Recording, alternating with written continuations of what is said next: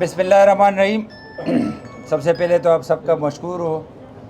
ये लिहाज ने मुझे कहा आज मैं तीसरी दफ़ा आपको तंग कर रहा हूँ। 2 दफ़ा मैंने अंदर तकरीर भी की। आज ये मैंने ज़रूरी समझा क्योंकि कुछ बातें अगर आप पॉजिटिव भी कर ले तो कुछ लोग नेगेटिव अंदाज में पेश कर रहे हैं। आज फ़र्स्ट टाइम आफ्टर इलेक्शन, जब सीएम की इलेक्शन हुई थी उसके बाद फ़र्स्ट टाइम चीफ मिनिस्टर साहब तशरीफ़ लाए थे, उसने बात की तो मैंने खुशामदीद भी कहा।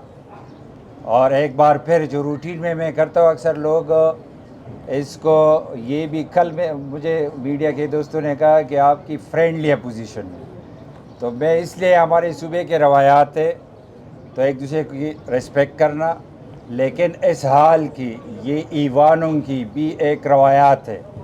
इधर दलील पर बात होती है, इधर आर्गूमेंट्स आप करके किसी को कायल करेंगे। और ये बात रिपीटेडली मैं कह रहा हूँ कि हम अपोजिशन आपके साथ है, लेकिन दलील से, जिस फोरम पर बात करनी है दलील से बात करो। ये जो बातें आज हुई, हम ये सुनना चाह रहे थे कि परसों सीएम साहब ने एक वीडियो क्लिप दिया था, आप लोगों के नज़र से गुज़र चुकी होगी कि 12 घंटे में या 16 घंटे में, इनका डेडलाइन भी बहुत शार्ट होता है। अगर बिजली की लोड शेडिंग 6 घंटे कम ना हुई तो पिस्को ऑफिस मेरे कब्ज़े में, तमाम ग्रिड स्टेशन मेरे कब्ज़े में, तमाम अमला मेरे कब्ज़े में। तो आज ये चाहिए था कि वो इधर बताते कि 6 घंटे लोड शेडिंग कम हुई, उधर जो मैं कहता हूँ कि उधर ये कुछ और बात करते हैं और ये समझते हैं कि सूबे के लोग खुसूसन पुख्तूनों को समझते हैं कि ये लोग आप बढ़ के मारो तो ये लोग खुश हो जाते। आप इमरान खान की तस्वीर उठा ले, कुछ ना करो तो ये लोग खुश हो जाते। आप चप्पल 804 पहने, कुछ ना करो तो भूख ख़त्म हो जाती है। आप चप्पल 104 पहने तो सड़कें ना बनाओ, हवा में आप जाएंगे। आप चप्पल 104 पहने तो 804 पहने तो आप अगर बीमार हो आपकी इलाज हो जाएगी। आपको अगर तालीम की ज़रूरत है वो मिल जाएगी। तो रात को इसने जो कमिटमेंट दी है वो ये है। मैं आपके कैमरे के वसातत से ये पुख्तनख्वा के लोगों को बताना चाहता हूँ कि जो बंदा बिल नहीं देता तो मेरे पुलिस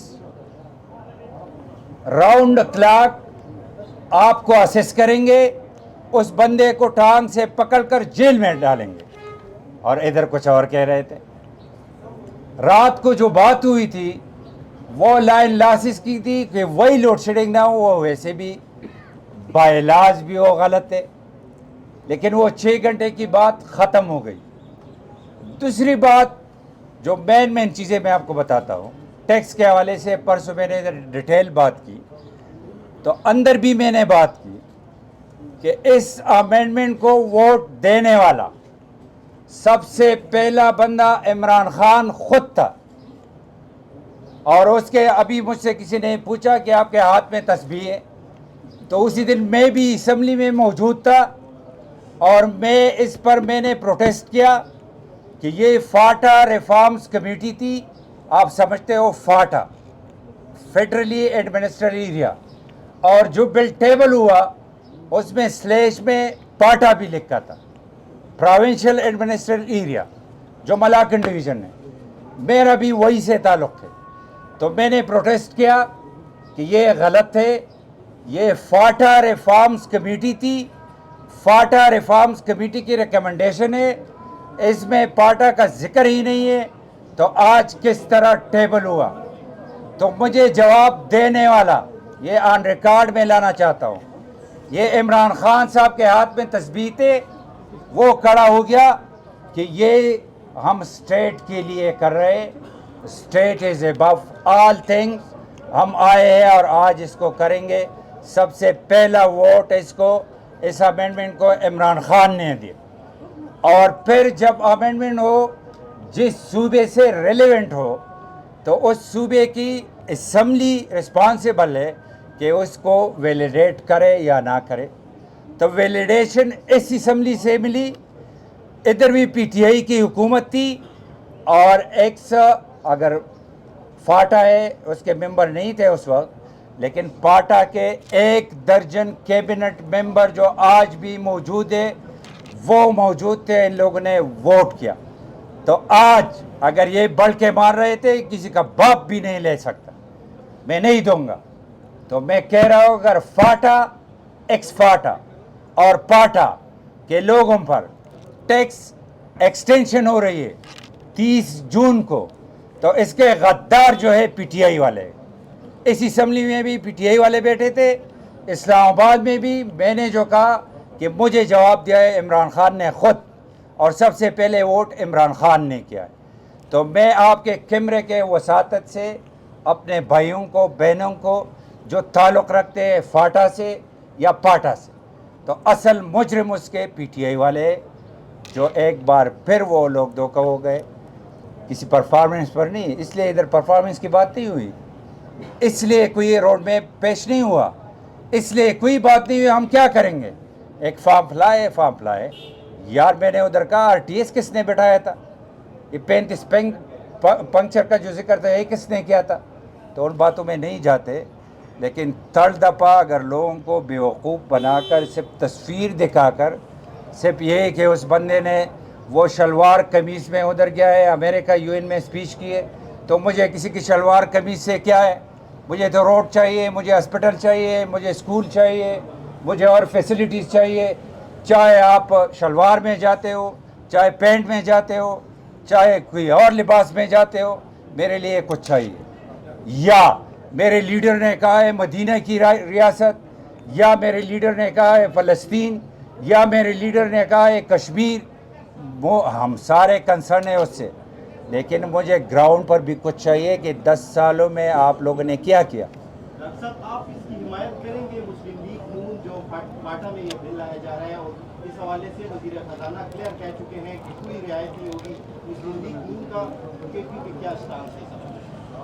بالکل میں کہہ رہا ہوں، اس وقت بھی ہم نے اپوز کیا. آپ کے کیا نالج کے لیے جو فرسٹ ٹائم یہ ہوا اسی سال سے امپوز کر رہے تھے، ہم نے ہی پروٹیسٹ کیا، ہم نے اپنے ریزگنیشن دیے.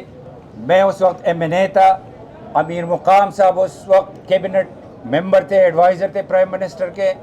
ہم دونوں نے اپنے ریزگنیشن لے کر نواز شریف صاحب کو دیے کہ اگر آپ یہ ایکسٹینڈ کر رہے ہو. حالانکہ سمری موو ہوئی تھی اس صوبے سے، پرویز خٹک صاحب وزیر اعلیٰ تھا، اور اس کیبنٹ نے اپروو کر کے اسلام آباد بھیجی. تو اسحاق ڈار آپ کو یاد ہوگا ہمارے ساتھ بیٹھ گئے، پریس کانفرنس کر کے ہم نے واپس کر دی. سیکنڈ ٹائم لاسٹ ایئر جب پی ڈی ایم کی گورنمنٹ تھی، تو پھر یہ ایکسٹینشن کر رہے تھے.